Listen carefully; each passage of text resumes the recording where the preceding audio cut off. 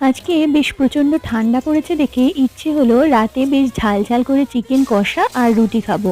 বলছি বটে ঝাল ঝাল, কিন্তু বিশ্বাস করো আমরা একদমই ঝাল খেতে পারি না। যতটুকু ঝাল দিলাম এটাই আমাদের কাছে অনেক ঝাল, আর বাকি বেশ লাল ঝোল হওয়ার জন্য দিয়েছি অনেকটা পরিমাণ কাশ্মীরি লঙ্কার গুঁড়ো। চটপট আলু পেঁয়াজ সব কেটে রেডি করে নিয়েছি। আলুগুলোকে বেশ লাল লাল করে ভেজে নিয়েছি, আর চিকেন গুলোকেও আমি একটু হালকা ভেজে নিয়েছি। সর্ষের তেলে গোটা গরম মশলা, তেজপাতা, কাঁচা লঙ্কা আর থেতো করা রসুন ফোড়ন দিয়ে দিলাম। পেঁয়াজ কুচি দিয়ে বেশ লাল করে ভেজে নিয়ে আদা রসুন বাটা দিয়ে দিয়েছি। আদা রসুনটা একদম মিহি পেস্ট না করে একটু আধ বাটা মতো করে নিয়েছিলাম। হলুদ গুঁড়ো, লঙ্কা গুঁড়ো, জিরে গুঁড়ো, কাশ্মীরি লঙ্কার গুঁড়ো, স্বাদ মতো নুন দিয়ে ভালো করে কষিয়ে নিয়েছি। এরপর ভেজে রাখা চিকেন আর আলু দিয়ে আবার ভালোভাবে কষিয়ে পরিমাণ মতো জল দিয়ে ঢাকা দিয়ে ভালোভাবে মাংস আলু সিদ্ধ করে নিলাম। একদম শেষে অল্প একটু ঘি আর কাসুরি মেথি ছড়িয়ে নামিয়ে নিলাম। সাথে কয়েকটা রুটি বানিয়ে সার্ভ করে নিলাম আজকের ডিনার।